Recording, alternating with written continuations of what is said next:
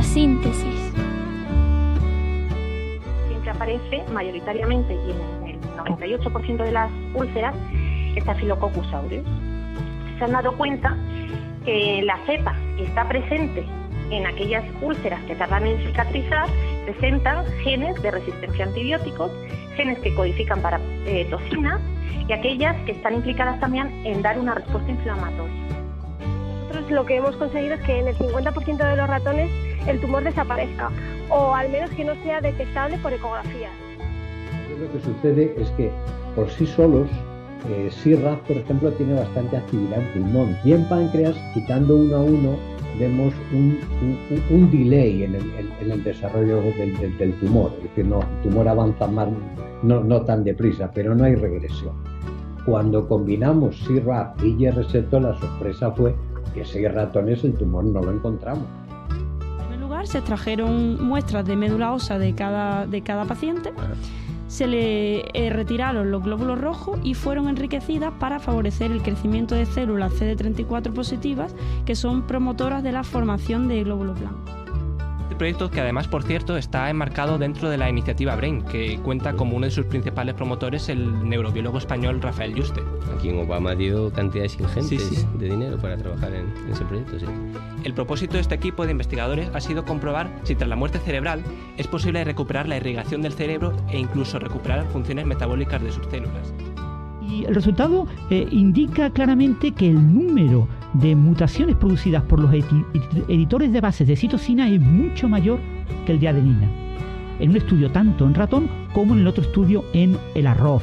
De hecho, en el estudio del arroz se llega a estimar que es 20 veces mayor el número de mutaciones no deseadas, mutaciones off-target. El libro que traemos hoy a reseñar en Biosíntesis es Mi vida en la ciencia. Se trata de la autobiografía de Sidney Brenner, recientemente fallecido, y a quien estamos realizando un humilde y pequeño homenaje en el tercer episodio anterior y en este cuarto.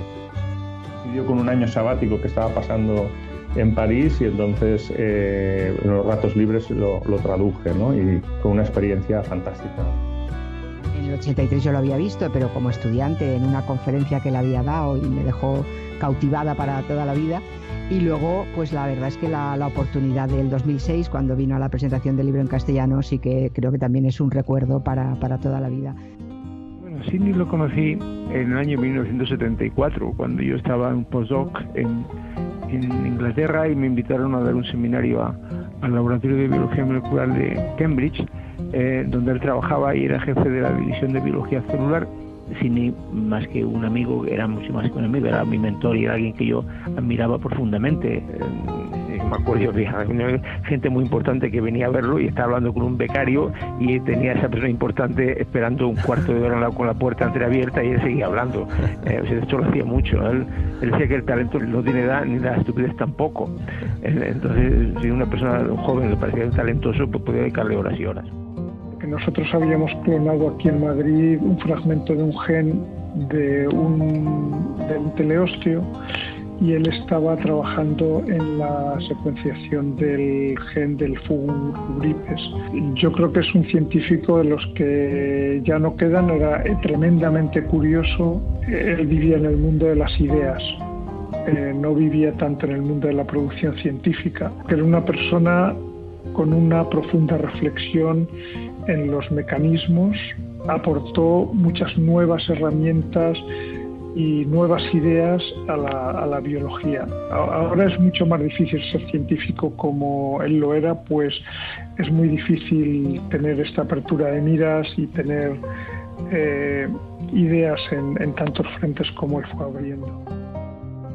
Desde el principio ya se ve que es una persona, ya desde niño, con unas capacidades intelectuales extraordinarias. Por ejemplo, el hecho de que aprendiese a leer prácticamente de manera autodidacta, leyendo los periódicos que se ponían encima de la mesa a modo de mantel. Esa necesidad de ir más allá a los detalles más moleculares, cosa que en ese momento, con todas las limitaciones metodológicas, estaba muy incipiente, ¿no? De una manera muy primitiva todavía. El científico era estratosférico, o sea, estaba por encima de cualquier otra persona hubiera conocido o que pudiera conocer. Él estaba muy por encima ya a esas alturas del premio Nobel o de otros premios. O sea, era ya un científico muy reconocido, era un grupo de los elegidos, de los fundadores de la biología molecular, por los experimentos que nos ha dejado. La demostración de la clave genética en tripletes es un experimento clásico. Al descubrimiento del ARN mensajero.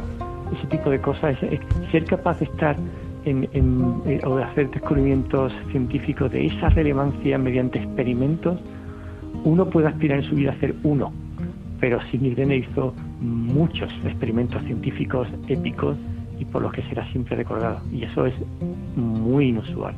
En una primera etapa era un joven muy atrevido, muy enormemente lanzado, e hizo un artículo, para mí, que se merecía el premio Nobel de golpe, que era la demostración del ARN mensajero.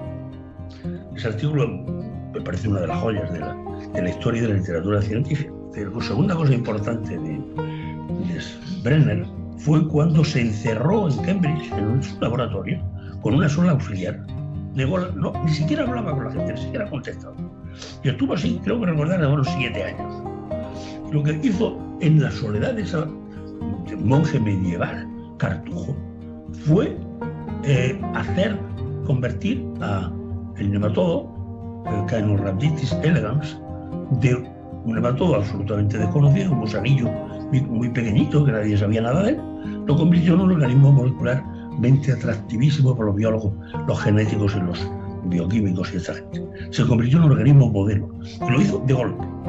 Yo tengo mi favorito de toda la vida, no sé si es el más relevante, pero para mí el experimento del mensajero, el que permite demostrar que no hay síntesis de ribosomas nuevos y que lo que ocurre es la síntesis de una molécula muy transitoria. La elegancia de las ideas de Crick y la sencillez de los experimentos de Brenner, para mí es un ejemplo histórico de como dice él, de brillantez, ¿no? Me han regalado una vez un vino de un Vega Sicilia de los años 60, ¿no? Y tenía que esperar un buen motivo para abrirla. Y yo le dije, pero entonces cuando te dieron el Nobel, dice, no, eso no era. No, eso no es bueno. Y para exportarla.